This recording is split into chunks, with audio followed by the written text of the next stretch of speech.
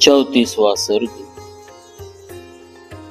सीता और लक्ष्मण सहित श्री राम का रानियों सहित राजा दशरथ के पास जाकर वनवास के लिए विदा मांगना, राजा का शोक और मूर्छा, श्री राम का उन्हें समझाना तथा राजा का श्री राम को हृदय से लगाकर पुनः मूर्छित हो जाना। जब कमल नयन श्याम सुंदर उपमा रहित महापुरुष श्री राम ने सुत सुमंत्र से कहा, आप पिताजी को मेरे आगमन की सूचना दे दीजिए। तब श्री राम की प्रेरणा से शीघ्र ही भीतर जाकर सारथी सुमंत्र ने राजा का दर्शन किया। उनकी सारी इंद्रियां संताप से कलुषित हो रही थी, वे लंबी सांस खींच रहे थे। सुमंत्र ने देखा, पृथ्वीपति महाराज दशरथ राहुग्रस्त सूर्य, राख से ढकी हुई आग तथा जलशून्य तालाब के समान श्रीहीन हो रहे। उनका चित्त अत्यंत व्याकुल है और वे श्री राम का ही चिंतन कर रहे हैं। तब महाप्राज्ञ सुत ने महाराज को संबोधित करके हाथ जोड़कर कहा, पहले तो सुत सुमंत्र ने विजय सूचक आशीर्वाद देते हुए महाराज की अभ्युदय कामना की। फिर भय से व्याकुल मंद मधुर वाणी द्वारा यह बात कही, पृथ्वीनाथ, आपके पुत्र ये सत्य पराक्रमी पुरुष सिंह श्री राम ब्राह्मणों तथा आश्रित सेवकों को अपना सारा धन देकर द्वार पर खड़े हैं। आपका कल्याण हो।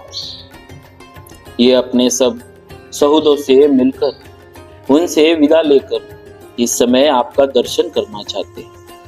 आज्ञा हो तो यहाँ आकर आपका दर्शन करें। राजन, अब ये विशाल वन में चले जाएंगे, अतः किरणों से युक्त सूर्य की भांति समस्त रजोचित गुण से संपन्न इन श्री राम को आप भी जी भरकर देख लीजिए। यह सुनकर समुद्र के समान गंभीर तथा आकाश की भांति निर्मल सत्यवादी धर्मात्मा महाराज दशरथ ने उत्तर दिया, सुमंत्र, यहाँ जो कोई भी मेरी स्त्रियां है उन सब को बुलाओ। उन सब के साथ मैं श्री राम को देखना चाहता हूँ। तब सुमंत्र ने बड़े वेग से अंतपुर में जाकर सब स्त्रियों से कहा, देवियों, आप लोग को महाराज बुला रहे हैं, अतः वहां शीघ्र चले। राजा की आज्ञा से सुमंत्र जी के ऐसा कहने पर वे सब रानियां स्वामी का आदेश समझकर उस भवन की ओर चली। कुछ कुछ लाल नेत्रों वाली 350 पतिव्रता युवती स्त्रियां महारानी कौशल्या को सब ओर से घेर कर धीरे धीरे भवन में गई। उन सब के आ जाने पर उन्हें देखकर पृथ्वीपति राजा दशरथ ने सुत से कहा, सुमंत्र, अब मेरे पुत्र को बुला ले आओ। आज्ञा पाकर सुमंत्र गए और श्री राम, लक्ष्मण तथा सीता को साथ लेकर शीघ्र ही महाराज के पास लौट आए। महाराज दूर से ही अपने पुत्र को हाथ जोड़कर आते देख सहसा अपने आसन से उठ खड़े हुए। उस समय स्त्रियों से घिरे हुए वे नरेश शोक से आर्त हो रहे थे। श्री राम को देखते ही वे प्रजापालक महाराज बड़े वेग से उनकी ओर दौड़े, किंतु उनके पास पहुंचने के पहले ही दुख से व्याकुल हो पृथ्वी पर गिर पड़े और मूर्छित हो गए। उस समय श्री राम और महारथी लक्ष्मण बड़ी तेजी से चलकर दुख के कारण अचेत से हुए शोकमग्न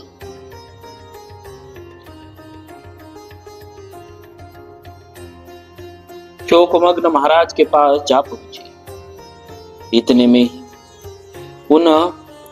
उस राजभवन के भीतर सहसा आभूषणों की ध्वनि के साथ सहस्त्रों स्त्रियों का हा राम यह आर्तनाद गूंज उठा। श्री राम और लक्ष्मण दोनों भाई भी सीता के साथ रो पड़े और उन तीनों ने महाराज को दोनों भुजाओं से उठाकर पलंग पर बिठा दिया। शोकाश्रु के सागर में डूबे हुए महाराज दशरथ को 2 घड़ी में जब फिर चेत हुआ, तब श्री राम ने हाथ जोड़कर उनसे कहा, महाराज, आप हम लोगों के स्वामी हैं, मैं दंडकारण्य को जा रहा और आपसे आज्ञा लेने आया हूँ। आप अपनी कल्याणमयी दृष्टि से मेरी ओर देखिए। मेरे साथ लक्ष्मण को भी वन में जाने की आज्ञा दीजिए। साथ ही यह भी स्वीकार कीजिए कि सीता भी मेरे साथ वन को जाए। मैंने बहुत से सच्चे कारण बताकर इन दोनों को रोकने की चेष्टा की है, परंतु ये यहाँ रहना नहीं चाहते हैं। अतः दूसरों को मान देने वाले नरेश, आप शोक छोड़कर हम सबको, मुझको, लक्ष्मण को और सीता को भी उसी तरह वन में जाने की आज्ञा दीजिए जैसे ब्रह्मा जी ने अपने पुत्र सनकादि को तप के लिए वन जाने की अनुमति दी थी। इस प्रकार शांत भाव से वनवास के लिए राजा की आज्ञा की प्रतीक्षा करते हुए श्री रामचंद्र जी की ओर देखकर महाराज ने उनसे कहा, रघुनंदन, मैं कैकेयी को दिए हुए वर के कारण मोह में पड़ा। तुम मुझे कैद करके स्वयं ही अब अयोध्या के राजा बन जाओ। महाराज के ऐसा कहने पर बातचीत करने में कुशल धर्मात्माओं में श्रेष्ठ श्री राम ने दोनों हाथ जोड़कर पिता को इस प्रकार उत्तर दिया, महाराज, आप सहस्त्रों वर्षों तक इस पृथ्वी के अधिपति बने रहे। मैं तो अब वन में ही निवास करूंगा। मुझे राज्य लेने की इच्छा नहीं। नरेश्वर, 14 वर्ष तक वन में घूम फिर कर आपकी प्रतिज्ञा पूरी कर लेने के पश्चात मैं पुनः आपके युगल चरणों में मस्तक झुकाऊं। राजा दशरथ एक तो सत्य के बंधन में बंधे हुए थे, दूसरे एकांत में कैकेयी उन्हें श्री राम को वन में तुरंत भेजने के लिए बाध्य कर रही थी।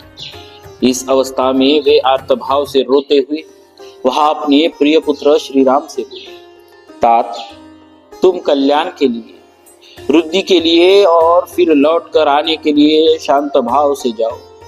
तुम्हारा मार्ग विघ्न बाधाओं से रहित और निर्भय हो। बेटा रघुनंदन, तुम सत्य स्वरूप और धर्मात्मा हो। तुम्हारे विचार को पलटना तो असंभव है, परंतु रात भर और रह जाओ। सिर्फ एक रात के लिए सर्वथा अपनी यात्रा रोक दो। केवल एक दिन भी तो तुम्हें देखने का सुख उठा लो। अपनी माता को और मुझको इस अवस्था में देखकर आज की इस रात में यही रह जाओ। मेरे द्वारा संपूर्ण अभिलषित वस्तुओं से तृप्त होकर कल प्रातः काल यहाँ से जाना। मेरे प्रिय पुत्र श्री राम, तुम सर्वथा दुष्कर कार्य कर रहे हो। मेरा प्रिय करने के लिए ही तुमने इस प्रकार वन का आश्रय लिया बेटा। परंतु रघुनंदन बेटा, मैं सत्य की शपथ खाकर कहता हूँ कि यह मुझे प्रिय नहीं। मुझे तुम्हारा वन में जाना अच्छा नहीं लग रहा। यह मेरी स्त्री कैकेयी राख में छुपी हुई आग के समान भयंकर है। इसने अपने क्रूर अभिप्राय को छिपा रखा है। इसने आज मुझे मेरे अभिष्ट संकल्प से विचलित कर दिया है। कुलोचित सदाचार का विनाश करने वाली इस कैकेयी मुझे वरदान के लिए प्रेरित करके मेरे साथ बहुत बड़ा धोखा किया। इसके द्वारा जो वंचना मुझे प्राप्त हुई है उसी को तुम पार करना चाहते हो। पुत्र, तुम अपने पिता को सत्यवादी बनाना चाहते हो। तुम्हारे लिए यह कोई अधिक आश्चर्य की बात नहीं है, क्योंकि तुम गुण और अवस्था दोनों ही दृष्टियों से मेरे ज्येष्ठ पुत्र हो। अपने शोकाकुल पिता का यह कथन सुनकर उस समय छोटे भाई लक्ष्मण सहित श्री राम ने दुखी होकर कहा, महाराज, आज यात्रा करके मैं जिन गुणों लाभों को पाऊंगा उन्हें कल कौन मुझे देगा। अतः मैं संपूर्ण कामनाओं के बदले यहाँ से निकल जाना ही अच्छा समझता हूं।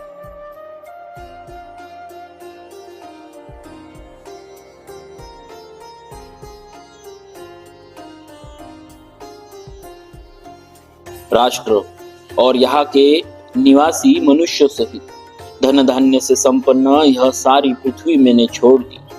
आप इसे भरत को दे दें। मेरा वनवास विषयक निश्चय अब बदल नहीं सकेगा।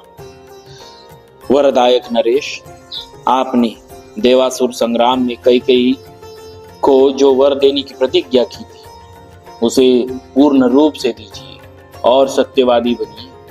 मैं आपकी उक्त आज्ञा का पालन करता हुआ 14 वर्ष तक वन में वनचारी प्राणियों के साथ निवास करूंगा।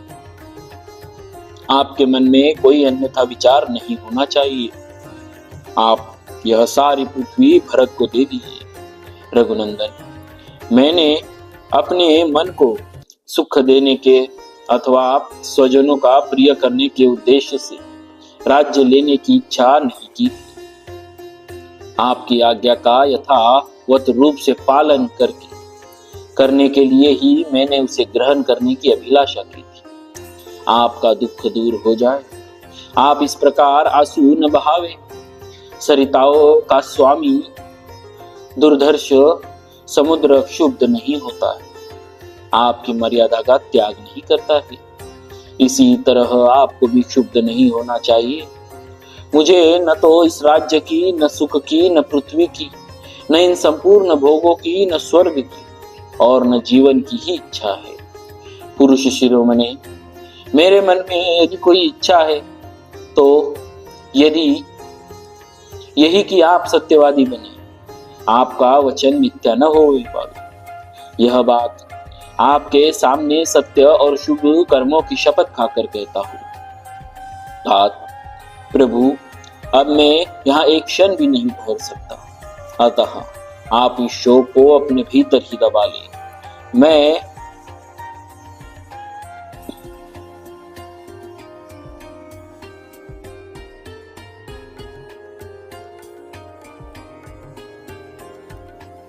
मैं अपने निश्चय के विपरीत कुछ नहीं कर सकता। रघुनंदन, कैकेयी ने मुझसे यह याचना की कि राम तुम वन को चले जाओ। मैंने वचन दिया था कि अवश्य जाऊंगा। उस सत्य का मुझे पालन करना है। देव, बीच में हमें देखने, हमसे मिलने के लिए आप उत्कंठित न होंगे। शांत स्वभाव वाले मृगों से भरे हुए और भांति भांति के पक्षियों के कलरवों से गूंजते हुए उस वन में हम लोग बड़े आनंद से रहेंगे। तात पिता देवताओं के भी देवता माने गए हैं, अतः मैं देवता समझकर ही पिता आपकी आज्ञा का पालन करूंगा। नृपश्रेष्ठ, अब यह संताप छोड़िए। 14 वर्ष बीत जाने पर आप फिर मुझे आया हुआ देखेंगे। पुरुष सिंह, यहाँ जितने लोग आंसू बहा रहे हैं, इन सबको धैर्य बंधाना आपका कर्तव्य है। आप स्वयं ही इतने विकल कैसे हो रहे हैं? यह नगर, यह राज्य और यह सारी पृथ्वी मैंने छोड़ दी। आप यह सब कुछ भरत को दे दीजिए। अब मैं आपके आदेश का पालन करता हुआ दीर्घकाल तक वन में निवास करने के लिए यहाँ से यात्रा कर रहा हूँ। मेरी छोड़ी हुई पर्वत खंडों, नगरों और उपवनों सहित इस सारी पृथ्वी का भरत कल्याणकारिणी मर्यादाओं में स्थित रहकर पालन करे। नरेश्वर, आपने जो वचन दिया है वह पूर्ण हो।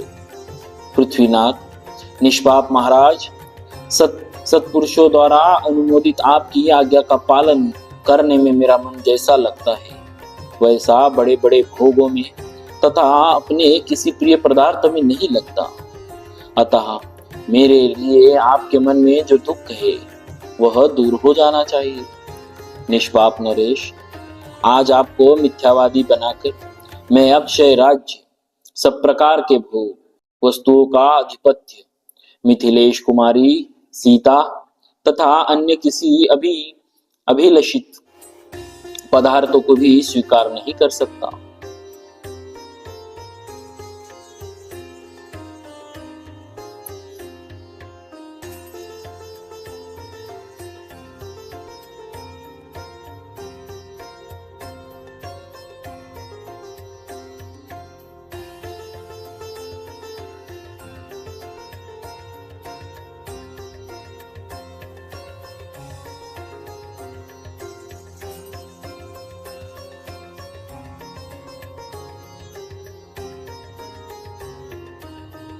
मेरी एकमात्र इच्छा यह है कि आपकी प्रतिज्ञा सत्य हो। मैं विचित्र वृक्षों से युक्त वन में प्रवेश करके कल फलमूल का भोजन करता हुआ वहां के पर्वतों, नदियों और सरोवरों को देख देख कर सुखी होऊंगा। इसीलिए आप अपने मन को शांत कीजिए।